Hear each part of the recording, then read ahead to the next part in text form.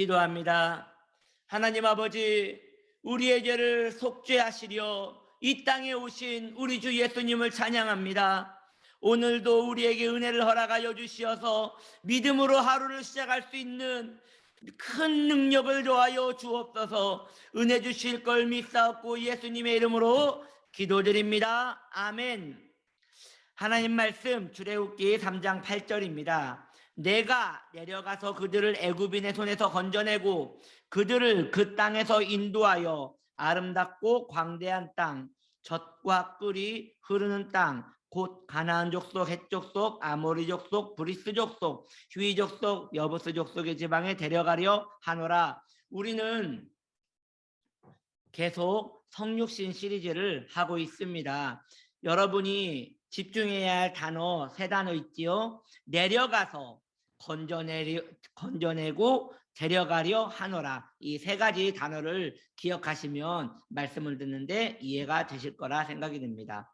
첫 번째, 내려가서를 어제 말씀을 드렸습니다. 내려가서는 성육신, 즉 하나님 아버지께서 이 땅에 오시는데 그것은 이후에 오실 우리 주 예수 그리스도의 성육신의 그 그림자라 하였습니다.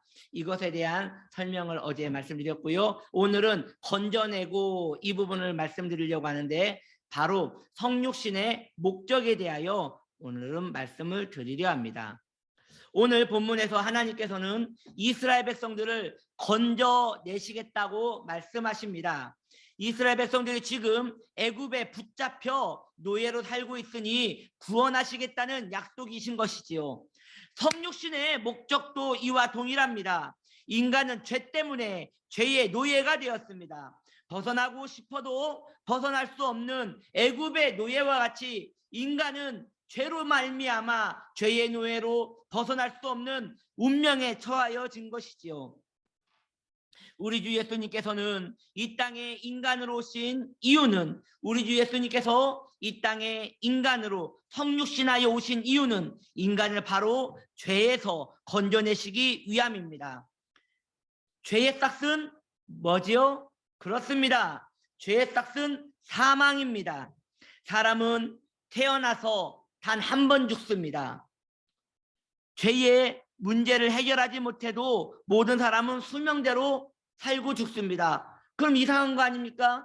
죄의 싹은 사망이라면 죄를 지으면 바로 죽는다는 이야기여야 하는데 그렇지 않고 사람은 죄를 지어도 여전히 수명대로 살더라는 것이지요. 여러분도 잘 알다시피 아담도 하와도 선악을 알지 않은 그 나무 실과를 먹으면 죽는다고 하나님께서 말씀하셨는데 그들이 그것을 먹은 후에 죽지 않고 이후에 죽었음을 성경은 말하고 있습니다. 그러므로 죄의 싹이 사망이라는 것은 실제로 죄를 짓자마자 목숨이 끊어진다는 뜻이 아니고 하나님과의 관계가 끊어진다는 것을 말하는 것입니다. 하나님을 떠나 사는 모든 인생은 살았다 하나 죽은 것과 진배가 없습니다. 죄가 노예로 붙들고 있기 때문에 결국 그 영혼까지도 파멸되고 멸망할 것이기 때문에 살아도 사는 것이 아닌 것이지요. 성육신의 목적은 인간과 하나님 사이에 중재자가 되시는 것입니다. 이미 인간에게 죄가 들어왔기에 인간과 하나님은 원수의 관계가 되었습니다. 인간 입장에서는 용서하실 하나님이 필요하였습니다. 하나님 입장에서는 죄가 소멸된 인간이 필요하셨습니다. 이 모든 충족이 우리 주님의 성육신으로 말미암아 이루어진 것이지요. 무슨 말이냐? 인간은 죄를 짓고 하나님을 바라볼 수 없게 되었고 용서를 구할 수 없게 되었고 구원을 받을 여망이 사라졌습니다. 그러면 인간이 원하는 것은 무엇입니까? 나를 용서해 줄 하나님을 찾기를 원하는 것이지요. 그런데 그 공의를 해결할 수 없으니 답답한 일 아니겠습니까? 하나님 입장에서는 마찬가지입니다. 인간은 사랑하시지만 인간 안에 있는 죄를 해결해야지 하나님은 인간을 용서하시고 인간에게 가까이 가셔서 응답을 하실 것인데 인간이 그 안에 있는 죄의 문제를 해결할 방법이 없으니 이것은 우리 하나님 입장에서도 답답한 것이지요. 그래서 죄가 없는 인간이 필요한 것이고 용서하실 하나님이 필요하신 것인데 그 두 가지가 완충되는 그 중보자가 바로 우리 주 예수 그리스도의 성육신이신 것이지요. 주님께서는 죄에서 우리를 구별시키셨습니다. 우리 주님께서는 우리의 죄를 구별시키셔서 그분이 죄를 짊어지셨습니다. 그리고 우리는 그때부터 죄로부터 자유함을 얻게 된 것이지요. 더 이상 그리스도 안에 있는 인간에게 죄는 왕노릇할 수 없게 된 것입니다. 주님께서 죄의 싹을 모두 해결해 주셨기 때문입니다. 우리 주님께서 성육신하신 이유는 우리를 죄에서 건져주시기 위함입니다. 이를 위하여 우리 주님은 십자가에 달리셨으며 십자가에서 죄의 문제를 해결하여 주셨습니다. 그러므로 성도는 더 이상 죄의 노예가 아닙니다. 목사님, 무슨 말입니까? 전 여전히 죄를 짓고 있는데요.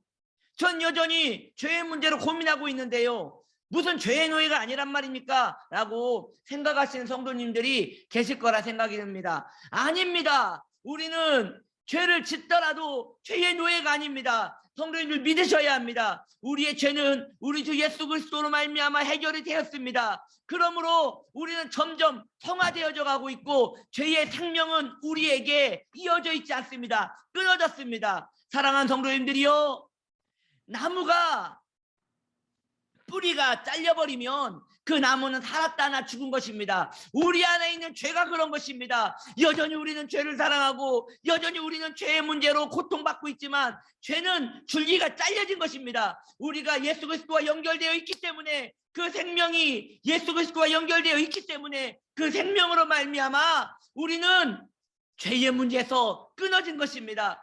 점점 우리 안에서 죄는 소멸될 것입니다. 죽어있는 죄는 소멸될 것입니다. 사는 것 같이 우리 안에서 왕같이 역사하려고 하나 그의 역사는 끝난 것입니다. 그러면 여러분 분별하십시오. 죄는 우리 안에서 왕노를 할 수 없습니다. 죄의 문제는 끝났습니다. 우리 주님께서 성육신하신 이유가 바로 그것입니다. 죄는 우리 예수님으로부터 우리 예수님께로 모두 전가되어 우리 주님 안에서 죄는 소멸되어 버렸습니다. 죄는 끝나버렸습니다. 그렇습니다. 이 놀라운 은혜에 감사합시다.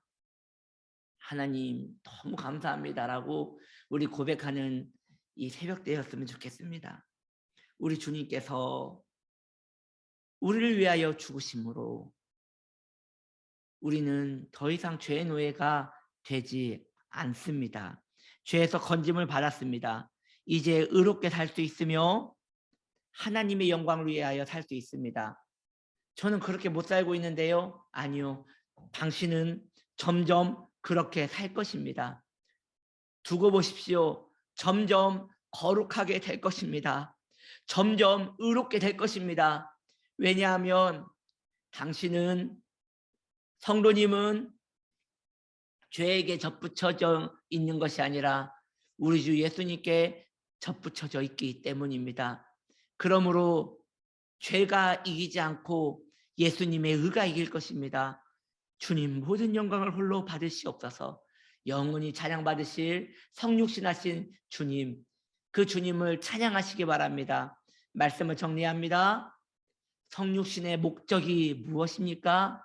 바로 우리를 죄에서 건져주시기 위함이었습니다. 여러분, 우리 주님께서 성육신할 예정입니까? 아니면 성육신을 하셨습니까? 그렇습니다. 성육신을 하셨습니다. 그러면 우리는 죄에서 건짐받을 예정입니까? 죄에서 건짐을 받았습니까? 그렇습니다. 죄에서 건짐을 받았습니다. 이 놀라운 은혜를 주신 우리 주님을 영원히 찬양합시다. 기도하겠습니다.